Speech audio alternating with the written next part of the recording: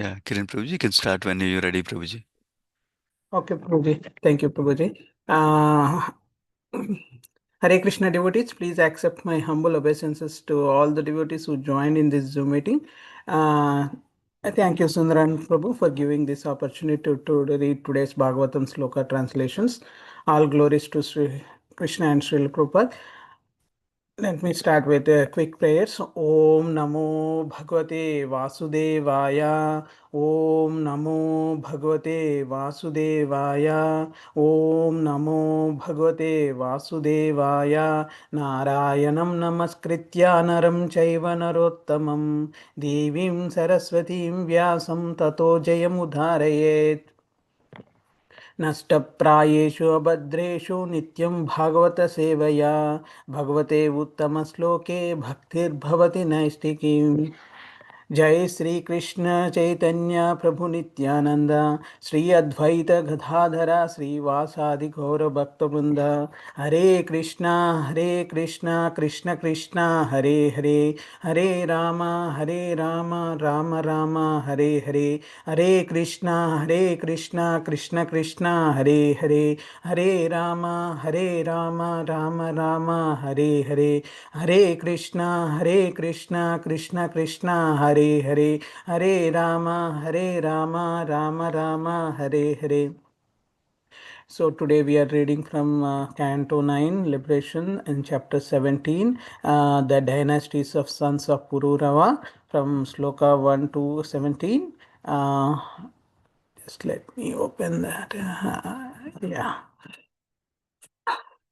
So, slokas 1 to 3, Sukadeva Goswami said, from Pururava came a son named Ayu, whose very powerful sons were Nahusha, Kshatravradha, Raji, Rabha, Anena. O Maharaj Parikshit, now hear about the dynasties of Kshatravradha. Kshatravradha's son was Suhotra, who had three sons named Kashya, Kusha, and Gratsamadha. From Gratsamadha came Sunaka, and from him Saunuka, the great saint, the best of those conversant with the Rig Veda. Sloka 4. The son of Kashya was Kashi, and his son was Rashtra, the father of Dirghatama. Dirghatama had a son named Dhanvantari, who was the inaugurator of the medical science and incarnation of Lord Vasudeva, the enjoyer of the results of sacrifices. One who remembers the name of Dhanvantari can be released from all disease. Sloka 5. The son of Dhanvantari was Ketuman, and his son was Bhimartha. The son of Bhimartha was Divodasa, and the son of Divodasa was Dyuman, also known as Pratardhana. Sloka 6. Dyuman was also known as Satrujit, Vatsa, Radhavaja, and Kuvala Yashva. From him were born Alka, and other sons. Alarka, the son of Dyuman, reigned over the earth for 66,000 years. My dear King Parikshit, no one other than him has reigned over the earth for so long as a young man. Sloka 8. From Alarka came a son named Santati, and his son was Sunitha. The son of Sunitha was Niketana. The son of Niketana was Dharmaketu. And the son of Dharmaketu was Satyaketu. Sloka 9. O King Parikshit, from Satyaketu came a son named Drishtaketu, and from the Drishtaketu came Sukumara, the emperor of entire world. The Sukumara came a son named Vitihotra, from Vitihotra Bharga, and from Bharga Bhargab Bhumi. Text Sloka 10.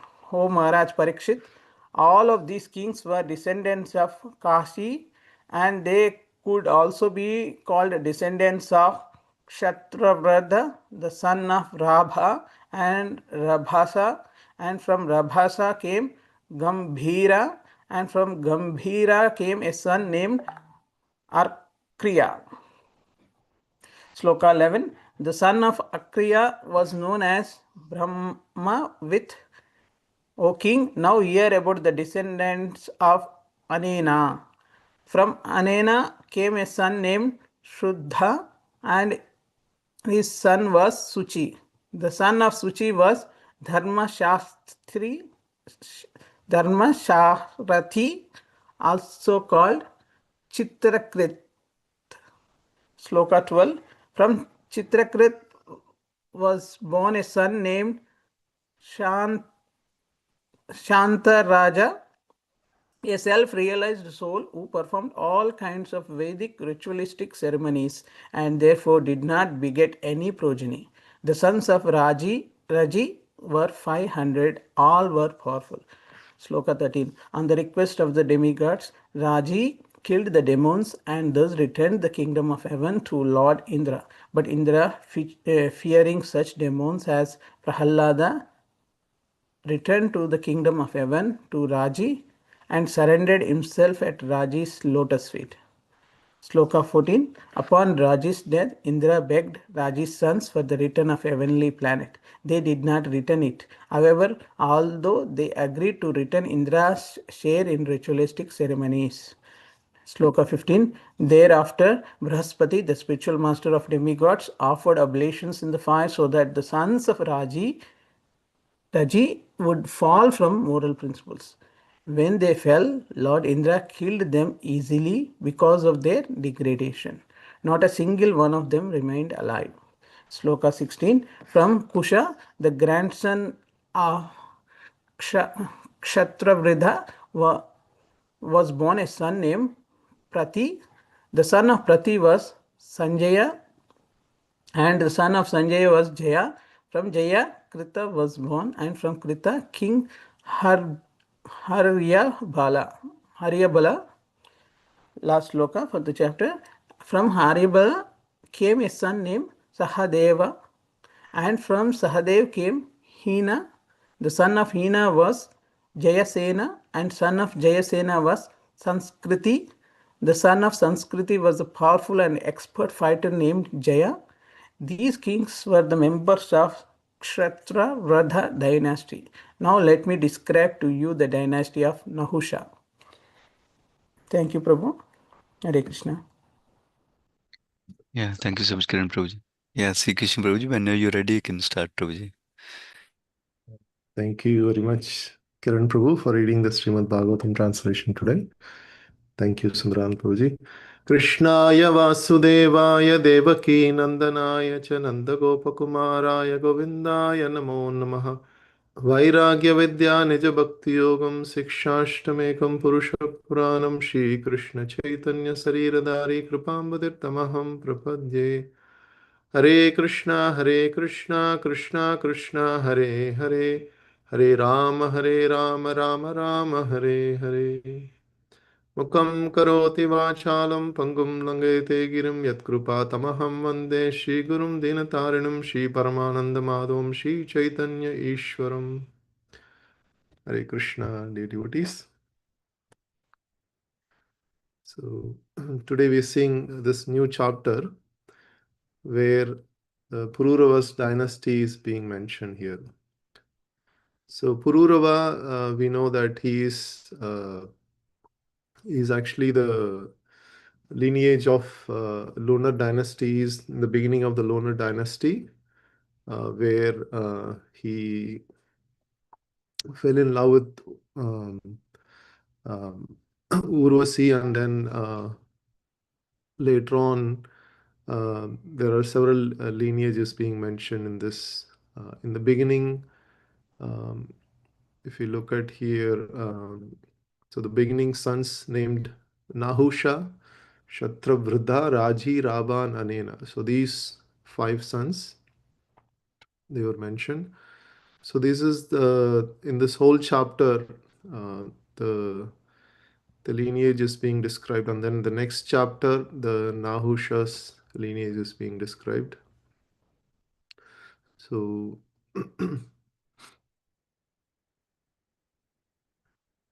so so beginning from Pururava, there was a son named Ayu, and then his sons Nahusha, Shatravrudha, Raji, Rabban, Anena. So the whole chapter, so it describes these five powerful sons and their lineage.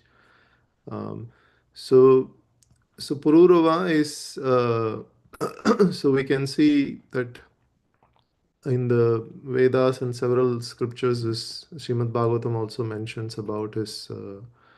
So they were born in Treta Yuga. They were, so in the moon god, Buddha was the son of the moon god, and Pururava was the Chandravamsa's king. So because he was born for the Mount Puru, they were all called Pururavas. So in this chapter, we can see there are several names coming up as the lineage of all these kings. Some of them are very powerful. They were mentioned that they ruled the planet for like thousands of years, and some of them names are mentioned like Raji, who was helping the demigods fight with the asuras. He was endowed with such powers, just like just like the king Dasharath. He was also believed to be very powerful. He also helped the devas to fight with the asuras, and like that, the king Raji also mentioned he was very powerful. And then one particular name of the king was mentioned as Dhanvantri, the king of Kashi. So this king Dhanvantri is believed to be an incarnation of Shakti Avesh avatar of Lord Vishnu, and he has that power of the medical science. So so we also understand that during the Samudra Manthan Leela, the Dhanvantri god emanate from the ocean, and here also this particular in the incarnation he appeared as a son of Bhimaratha. So Bhimaratha, so he was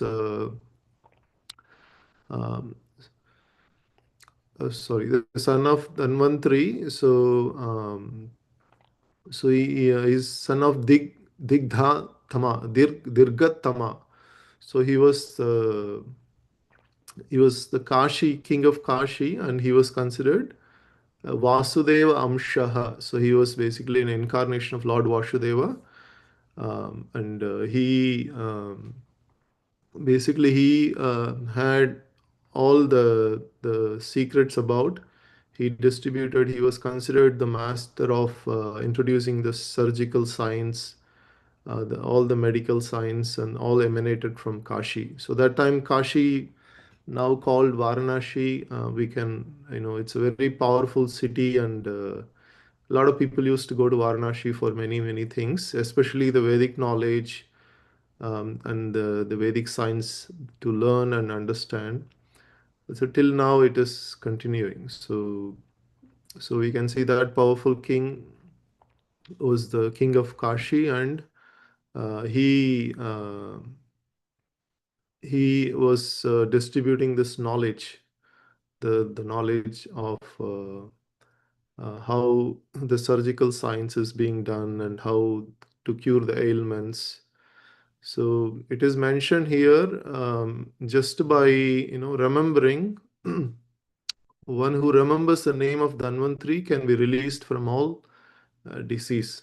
So you smrata matrarti nashanaha. So Yajna book Vasudeva Amshaha. So we can understand that the knowledge and the personalities are not different. They have the personality carries that knowledge, and so we can and then eventually the sons of Dhanvantari is also mentioned, and then eventually the king named um, Alarka. So Alarka, this king was specifically mentioned as he ruled the earth for 66,000 years, and it is also mentioned that uh, na na Alarkad aparo rajan bhubuje medinnim yuva. So no one actually was varsha satani, so hundreds of years. No one is able to rule this uh, the kingdom like a young man. So for so long, so it was particularly very powerful king in this dynasty. And then later on, there were several lineage was mentioned, and so all of these kings were descendants of Kashi, and they could also another powerful king here was mentioned was Raji, and he was helping the Indra to fight against the Asuras.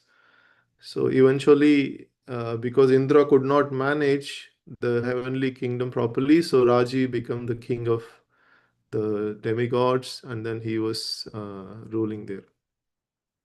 So like that, this chapter concludes with several names, um, and uh, and then the next chapter is going to describe about the Nahusha, the second king mentioned here for Pururavas.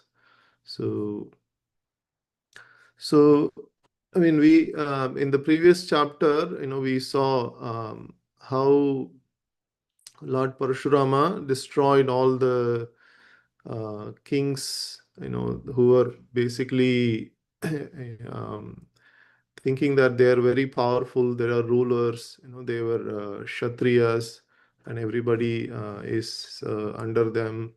So because of that pride and greed, and they could not understand that that power is being bestowed by Supreme Lord for the purpose of ruling the citizens and facilitating the whole atmosphere for Krishna consciousness.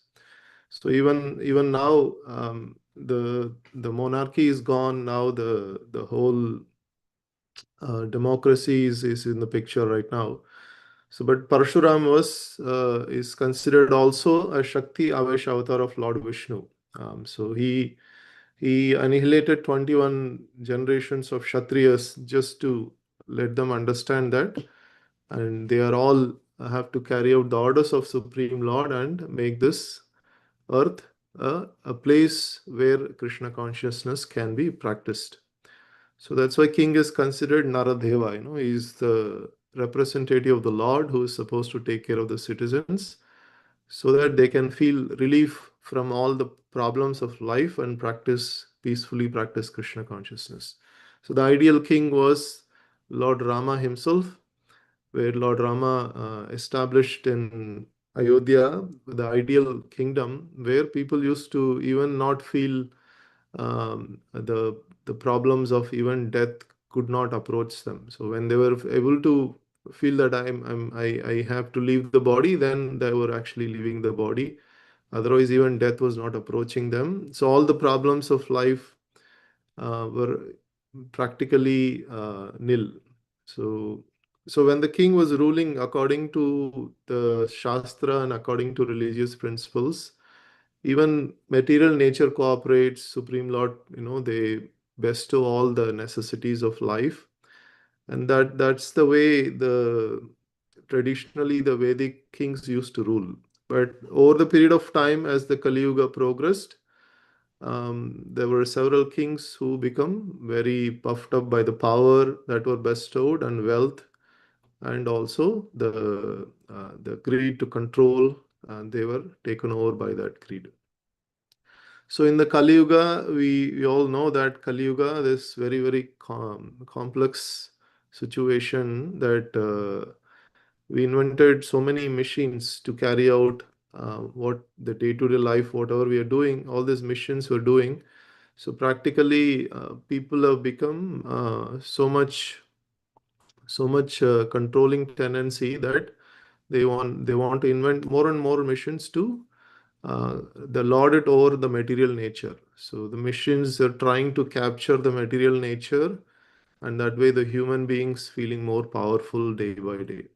So this tendency is again controlling the material nature for their own personal sense gratification.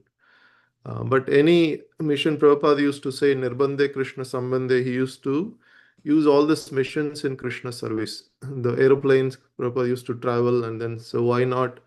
I'm using this in Krishna service. And he used to use the microphone, the dictaphone, the typewriter, everything in Krishna service. That way, at least the people who created this mission, they worked so hard, at least they get some piety. So that was the way Prabhupada used to take advantage of whatever machines are there in the Kali Yuga. So like that, in the Kali Yuga, we can see there are so many things that can be used in Krishna service, but people are using that for controlling the material nature. So, so these kings, whoever in the lineage of Pururava, so they were all powerful kings, and they were able to rule powerfully. And some of them were mentioned as Sakti Avesh Avatar of Lord Vishnu, only for one reason, because these kings were very pious, and the Lord was able to take birth in that lineage. So because of that reason, these names were mentioned in Srimad Bhagavatam. So otherwise, there were many, many powerful people who rules. Their names are not there in Srimad Bhagavatam because they were not pious. They were just ruling from, trying to control the material nature, control the population. So to get relief from such kings or such rulers in the Kali Yuga, we have to be very, very careful not to make enmity with any of them. Like if you see the the Vaishnavas, whichever kings comes into the rule, like in the part of Uttar Pradesh, several times the Bhagavad Gita campaign used to go on. So whichever party comes, either Congress comes or BJP comes or whoever comes, the ISKCON would actually go and approach them. They would get some funding for Bhagavad Gita distribution. They would distribute. They would not actually have any enmity with the kings. They will be equally distributed to both of them, just to avoid the enmity from the rulers. So as a Vaishnavas, we are supposed to be caring for all well-being for the whole society. From that perspective, we have to be very careful not to create any enmity with the rulers. So that way, the preaching can go on peacefully. So in the Kali Yuga, that is very, very important for Vaishnavas. We should just stay away from all the friction and enmity that goes on in the society, and then the preaching should go on, and the distribution of holy name, prasadam. So that way, some of these Kali Yuga's prabhava, the impious souls, can get the mercy of Chaitanya Mahaprabhu's message. Chaitanya Mahaprabhu's message in the Kali Yuga is very simple: take the holy name and then destroy the evil effects on the heart. It's kama, krodha, lobha, moha, mada, maksharya. So all of this can be destroyed, by not by any human endeavor. We cannot actually solve any of the problems. The problems have to be solved by the Lord Himself. So when the Lord Himself appears as a holy name in the heart, that that holy name has the power to remove all these impurities from the heart. And after all the impurities are gone, we can actually see that Anandam Buddhivardhanam Pratipadam Purnamruta Swadanam. So the Lord, you can feel that actually this is the really actually I'm hankering after the love that comes from the Supreme Lord. So that realization will automatically come. But as the Vaishnavas, we are supposed to facilitate, and also the kings are supposed to facilitate. So the kings are trying to give nice health care, and then the nice housing. All that is very important. But then, if the heart is not completely satisfied with the, it is not removed from these impurities, then how much ever we supply, the greed is going to be never ending. So that is why, along with the necessities, the king or the rulers are supposed to even educate the citizens, so that the citizens understand that what is the real identity, how they can be really happy by re-establishing the relationship with the Supreme Lord. So otherwise, the king keep on supplying more necessities, best everything best possible. The still people will be very much dejected, and they will say, they'll complain that this particular ruler is not good.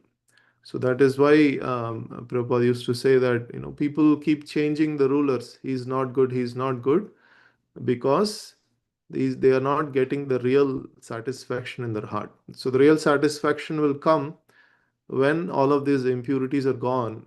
Then Anandam. So the people, just like Duru Maharaj. Dhuru Maharaj used to say that Swamin Kritoshmi, like, I'm fully satisfied. I don't want anything else. That kind of happiness only can be given by the Lord Himself. So that is why in the Kali Yuga, we take shelter of the holy name, because rulers, from the rulers, we cannot expect. Of course, there are some pious rulers who are trying to distribute Krishna consciousness, but majority of the rulers, they even don't know what is the goal of life. So that's why they try to satisfy the citizens by giving economical advantages. But we should take the help of Srimad Bhagavatam and understand that. So in the Kali Yuga, that from the rulers we cannot expect any real solution. The real solution has to come from the heart. So from that perspective, there's so many kings, the names are mentioned. So from this chapter, what we can understand is, so any king who is pious, who is ruling according to the Supreme Lord's